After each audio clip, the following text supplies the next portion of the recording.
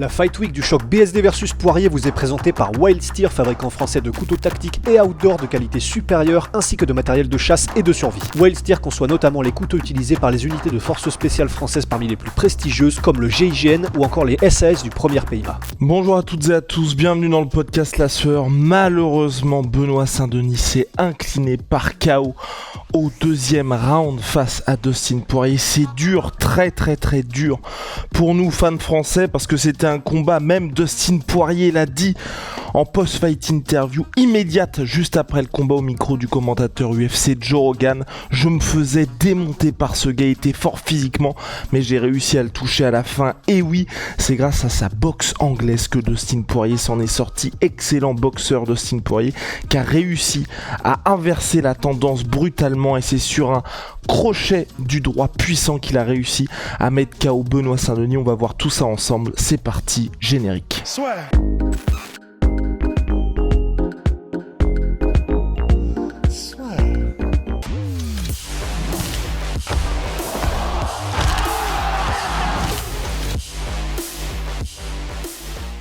Oui, malheureusement, fin du rêve pour le moment pour BSD, parce qu'on n'a aucun doute sur le fait qu'il sera de retour vu la guerre qu'il a imposée à Dustin Poirier, numéro 3 mondial, numéro 3 de la catégorie lightweight à l'UFC. Et les deux se sont livrés une énorme bataille, et d'autant plus de regrets pour nous fans français. Et je pense aussi à tous nos supporters du La Sueur Trip. Vous étiez 70 à avoir fait le déplacement à Miami pour soutenir BSD.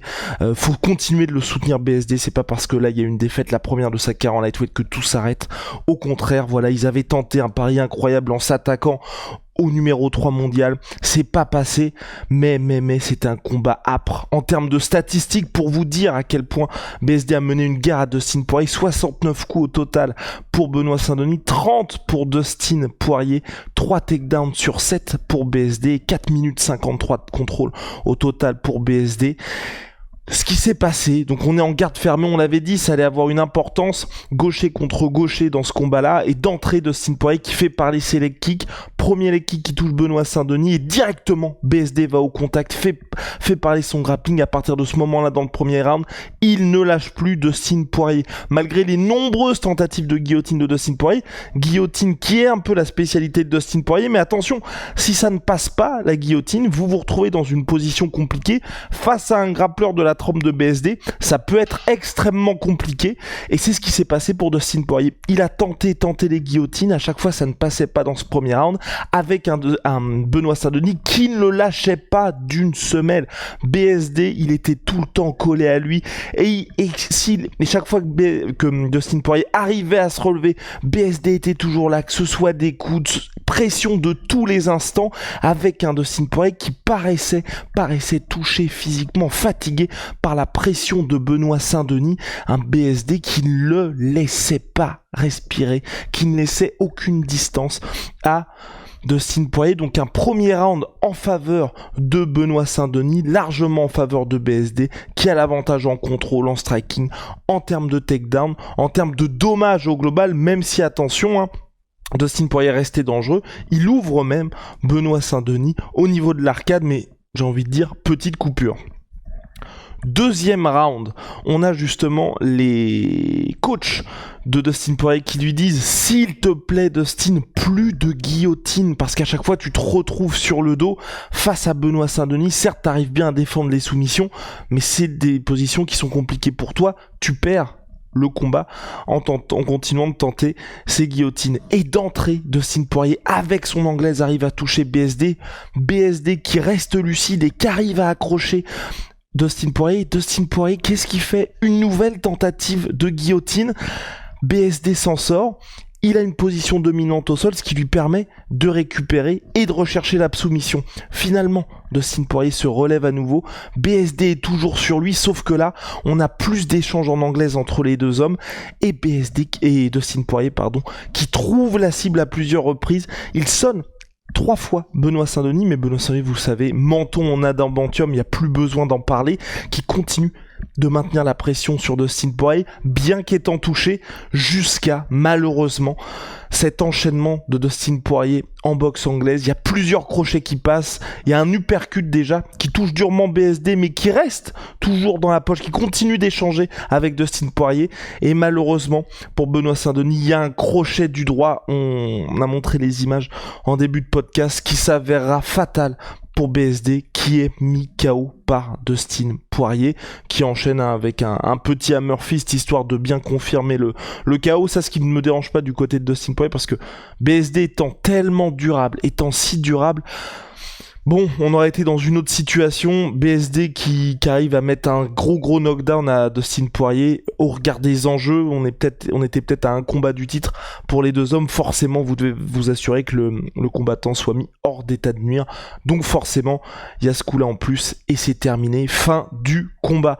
Donc voilà, c'était vraiment un combat âpre, ultra spectaculaire, un BSD qui a été discipliné, recadré par Daniel Voirin, son head coach, entre les deux rounds, mais vous voyez qu'avec Dustin Poirier, il n'y a pas le droit à l'erreur, bien que un peu diminué, on va dire, physiquement par la pression de Dustin Poirier. On le voyait vraiment, de BSD, on le voyait vraiment respirer fortement Dustin Poirier. Il reste extrêmement dangereux en anglaise et surtout, il a joué crânement sa chance. C'est ce que je retiens vraiment de Dustin Poirier.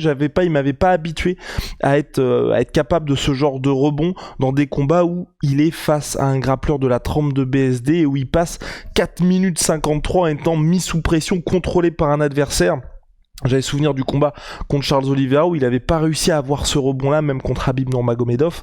Là, contre Benoît Saint-Denis, les moindres phases où le combat était debout, il était dangereux de Dustin Poirier. Et au milieu de ce second round, on a vu que ça pouvait être fatal et que ça a été fatal, malheureusement, à notre champion Benoît Saint-Denis. Mais bon, énorme guerre pour BSD. Je pense qu'il a marqué les esprits. Il a été encore un peu plus découvert auprès du public américain. Il était 11e avant ce combat Benoît Saint-Denis. Il devrait conserver sa place. Pour l'instant, va pas y avoir de montée, mais voilà, il reste dans le mix. Là, va falloir qu'il prenne une grosse pause parce que quand même, on parle d'un combat contre Poirier où il s'est fait mettre KO, où il en a pris des bonnes. Il en a mis des bonnes aussi, mais il en a pris des bonnes. Voilà, j'aimerais bien le revoir. Par exemple, là, on est au mois de mars, en septembre, pour un UFC Paris, avec un adversaire qui est dans ce mix-là de la catégorie dans le top 10 pour Benoît Saint-Denis. Je pense qu'on peut toujours viser vers l'avant pour Benoît Saint-Denis au regard du combat qu'il a fait. Je rappelle qu'il a quand même gagné le premier round contre Dustin Poirier, donc voilà, c'est pas le moment de lâcher BSD, de dire qu'il est pas au niveau, je sais pas quoi. Non, il a fait un gros combat contre le numéro 3 mondial, qui est une légende, qui est un des couteliers de la catégorie, et qui conserve sa place. Et c'est ce que Dustin Poirier a dit au micro de Joe Rogan. Il a dit il y a quelques années de ça, 2018 précisément, Eddie Alvarez, qui était ancien champion 2017-2018, ancien champion, il sortait d'une défaite, il m'a donné cette opportunité de l'affronter pour pouvoir monter, et il avait gagné Dustin Poirier. Il a dit j'ai fait la même chose avec Benoît Saint-Denis, c'est comme ça que ça se passe dans ce sport.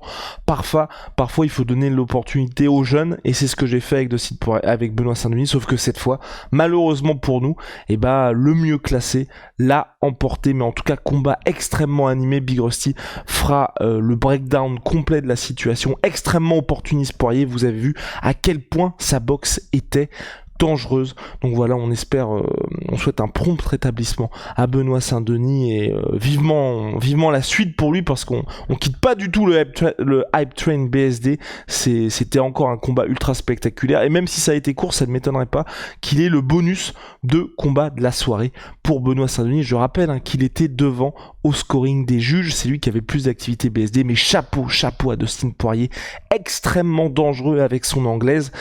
Mais attention, bien écouter ses coachs, parce qu'il l'a dit en interview d'après-combat à Joe Rogan, Dustin Poirier: je n'arrêterai jamais mes tentatives de guillotine, mais que ce soit contre Khabib, que ce soit là contre Benoît Saint-Denis, à chaque fois, elles ne sont pas passées, et à chaque fois, ça l'a mis dans des situations compliquées, dangereuses, face à un excellent grappleur.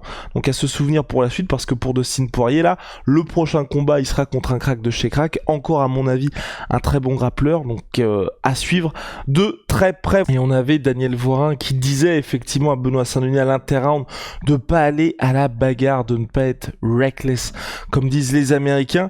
Et c'est vrai que Benoît Saint-Denis a peut-être trop échangé avec Dustin Poirier, ce qui a précipité sa chute. Malheureusement, on voulait vraiment un BSD qui ne prenne pas de risque. Daniel Voirin allait en ce sens, mais BSD, c'est pour ça qu'on l'aime aussi, c'est pour sa générosité. Malheureusement, c'était pas passé cette fois. Voilà, shout out à My Sweet Pea, My Sweet Protein, moins 30% minimum sur tout My Sweet Pea avec le code la sueur.